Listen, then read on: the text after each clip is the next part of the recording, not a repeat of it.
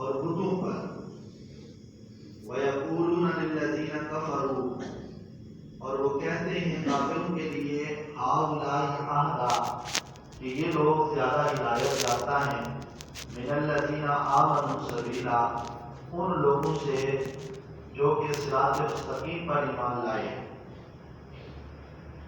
أُولَٰئِكَ الَّذِينَ لَعَنَهُمُ اللَّهُ یہی لوگ ہیں کہ جن پر اللہ نے لعنت فرمائی ہے. وَمَن يَلْعَنِ اللَّهُ فَلَن تَجِدَ لَهُ نَصِيرًا اور جس پر اللہ لعنت فرمائے بس اے مخاطب تو اس کے لیے کوئی مددگار نہیں پائے گا. ان آیات بینات کا شان نزول یہ ہے. تفسیر نحوی کے اندر حضرت مفتی احمد یار خان نحوی رحمۃ اللہ تعالی علیہ دیگر تفاسیر میں بھی تفسیر روح البیان کے اندر امام اسماعیل حقی رحمۃ اللہ تعالی علیہ نے بھی اس کا شان نزول یہی بیان کیا ہے. 5ویں صدی ہجری کے اندر بعض نے 4 ہجری کا بھی ذکر کیا ہے. نبی علیہ السلام جب مدینہ پاک میں قیام پذیر تھے تو مدینہ پاک کے اندر رہنے والے یہودیوں کے ساتھ نبی علیہ السلام نے ایک صلح فرمائی، ایک معاہدہ کیا. اور وہ معاہدہ اس وجہ سے تھا کہ کفار مکہ اور قریش مکہ کی طرف سے نبی علیہ السلام کو اور آپ کے اصحاب کو بہت سارے خطرات لاحق ہو رہے تھے. ایسی صورتحال کے اندر نبی علیہ السلام نے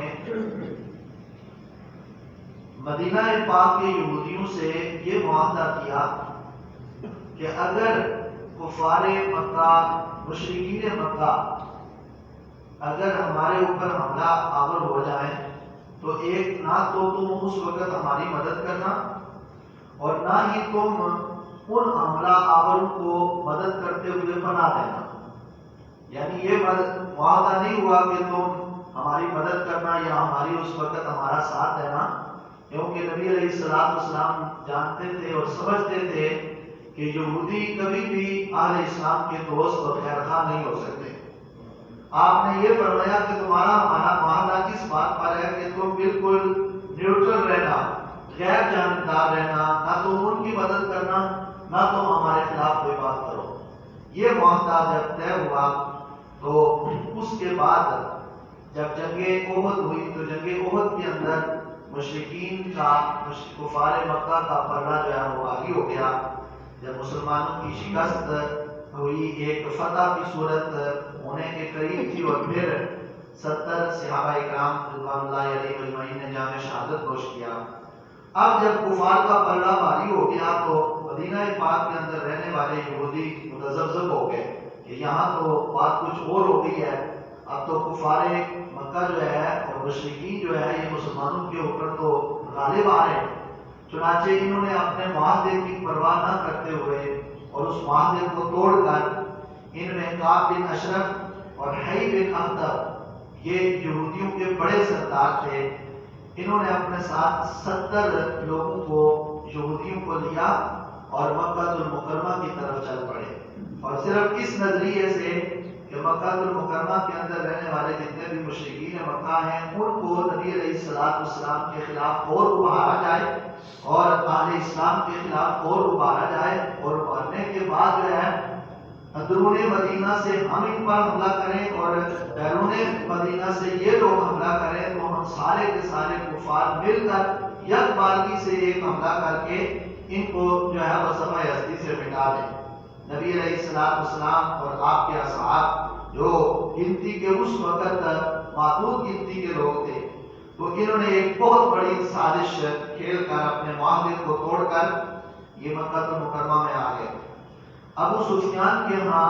آ کر انہوں نے پناہ لی اور ان کی بڑی خاطر تواضع آل مکہ نے کی، مشرکین مکہ نے کی. اور پھر ابو سفیان اور یہ لوگ جب آپس میں بیٹھے تو ابو سفیان نے کعب سے پوچھا، کعب بن اشرف سے،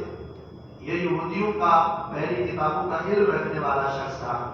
اس سے پوچھا کہ تم یہ بتاؤ کہ ہم ان پڑھ لوگ ہیں اور تم پڑھے لکھے لوگ ہو، یہ بتاؤ کہ جو تم ماحول دیکھ رہے ہو اس ماحول کے لحاظ سے ہم زیادہ ہدایت پر ہیں یا محمد رسول اللہ صلی اللہ علیہ وسلم اور ان کے اصحاب ہدایت پر ہیں؟ تو کعب بن اشرف نے آگے سے پوچھا کہ یہ بتاؤ کہ محمد صلی اللہ علیہ وسلم کہتے کیا ہیں؟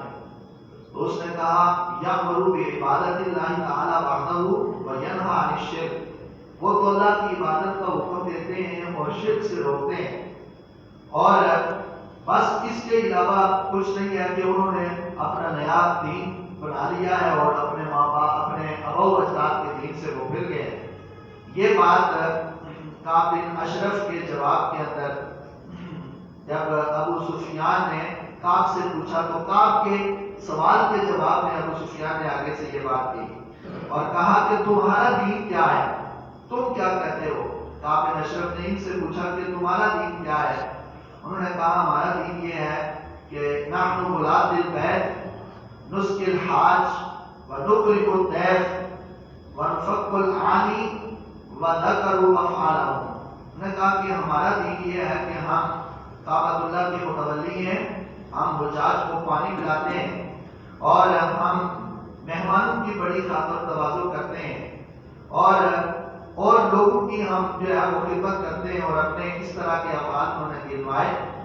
تو کعب بن اشرف کہنے لگا انتم اہدا سبیلا، کہ تم لوگ جو ہے وہ ان سے زیادہ ہدایت یافتہ ہو۔ بات یہ ہوئی کہ جب یہ لوگ کعب بن اشرف اور حی بن اخطب چونکہ یہ یہودی تھے اور وہ مشرکین مکہ تھے، مشرکین تھے، تو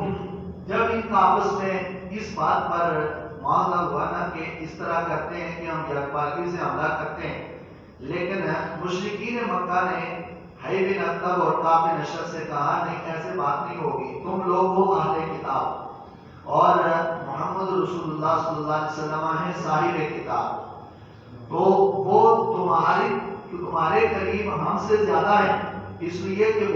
وہ اہل کتاب ہیں اور تم صاحب کتاب ہو، تو ہمیں اس بات پر یقین نہیں ہے کہ تم ہمارے ساتھ کر سکو گے، کیونکہ جب وہ اہل کتاب ہیں اور آپ کی بھی کتاب ہے تو ممکن ہے آپ آپس میں ساز باز کر لیں اور ہمیں کسی گناہی سازش کے اندر ڈال کر آپ ہمیں مروانا چاہیں۔ انہوں نے کہا پھر ہونا کیا چاہیے؟ تو دیکھیے عداوت رسول اور اسلام کی دشمنی انسان کو کہاں سے کہاں تک پہنچا دیتی ہے۔ کعب بن اشرف اور حی بن اخطب یہودیوں سے ان مشرکین مکہ نے کہا ہم اس وقت تک تمہارے اوپر یقین نہیں کریں گے جب تک کہ تم ہمارے دو بتوں کے سامنے سجدہ نہ کر دو، ہمیں تمہارے اوپر اعتبار نہیں ہے۔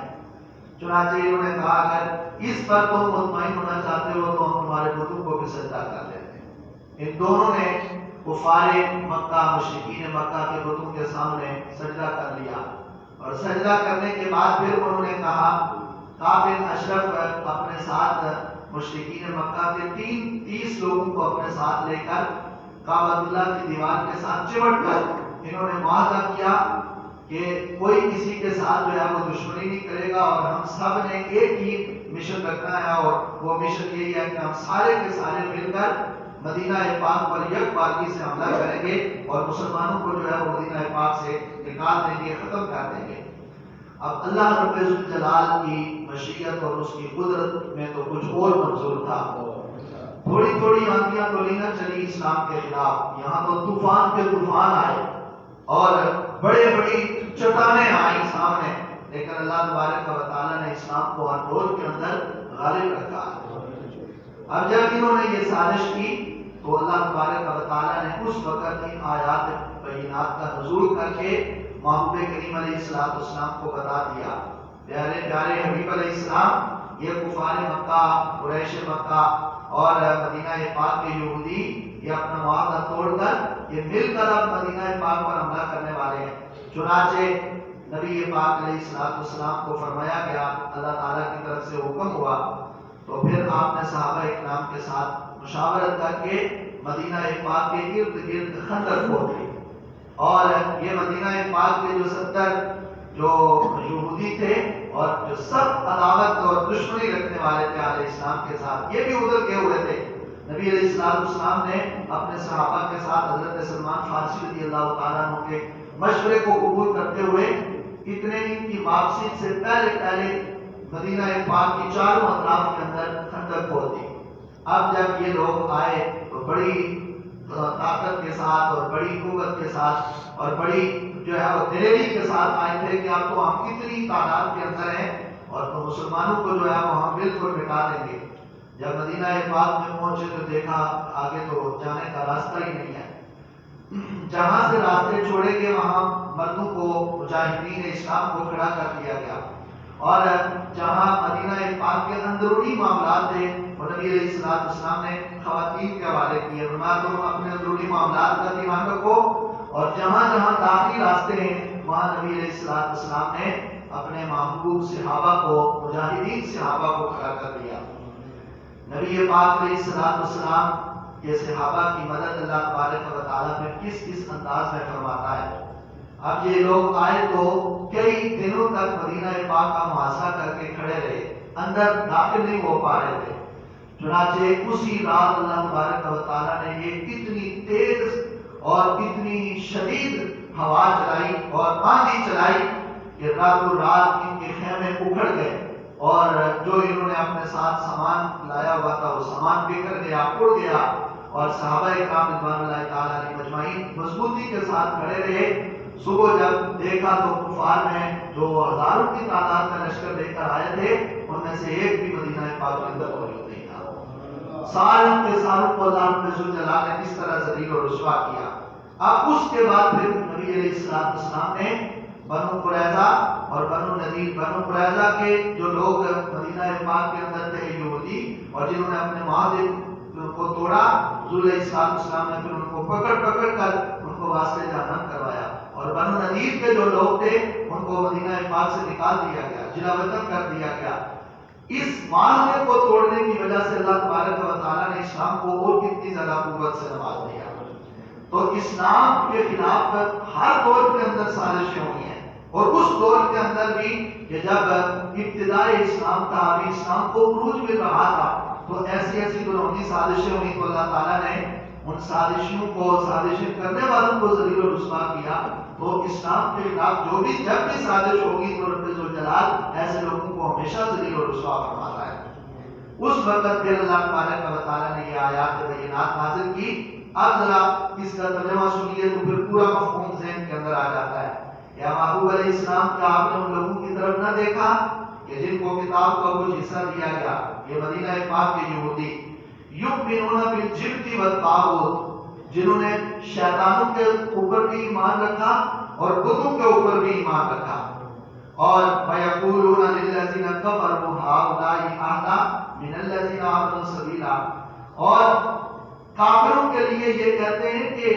یہ لوگ کافر یہ مسلمانوں سے زیادہ ہدایت یافتہ ہے، اس لیے کہ یہ جو ہے وہ حجاج کو پانی پلاتے ہیں اور مہمانوں کی خاطر تواضع کرتے ہیں اور لوگوں کی مدد کرتے ہیں، اس لیے یہ زیادہ ہدایت یافتہ ہے۔ تو دیکھیے اللہ تبارک و تعالیٰ جب بد زبانی کر کے اور ایک نااہل کو اہل بناتے ہوئے اور جو ناقابل تعریف ہے اس کو قابل تعریف بنا کر جب اس کی تعریف کی جاتی ہے تو اللہ تعالیٰ کی طرف سے لعنتوں کے توق کیسے گلے میں پڑتے ہیں۔ پھر اللہ رب الجلال کی طرف سے یہ اعلان ہوا اولئک الذین لعنہم اللہ ومن یلعن اللہ فلن تجد له نصیرا، یہی لوگ لعنتی ہیں اور جس پر اللہ رب الجلال لعنت فرما دے اے مخاطب تو اس کے لیے کوئی مددگار نہیں پائے گا۔ تو اس وقت یہ آیات بینات نازل ہوئی۔ حضرت مفتی احمد یار خان نعیمی رحمۃ اللہ تعالی علیہ نے تفسیر نعیمی کے اندر اس آیت پاک کی تفسیر میں جو فوائد ذکر کیے ان میں سے ایک فائدہ آپ نے یہ بیان کیا کہ اس سے پتہ چلتا ہے کہ اہل اللہ کی سے دشمنی اور عداوت اور اللہ تبارک و تعالیٰ کے نیک اور برگزیدہ بندوں سے عداوت اور دشمنی انسان کو کہاں سے کہاں تک لے جاتی ہے، اور وہ بتوں کے آگے جھکنے پر بھی مجبور ہو گئے اور کفر کے جو ہے وہ گھٹا ٹوپ اندھیرے کے اندر جا کر نہ اب کفر رہا نہ شرک رہا، یعنی اپنے دنیاوی مفادات کی خاطر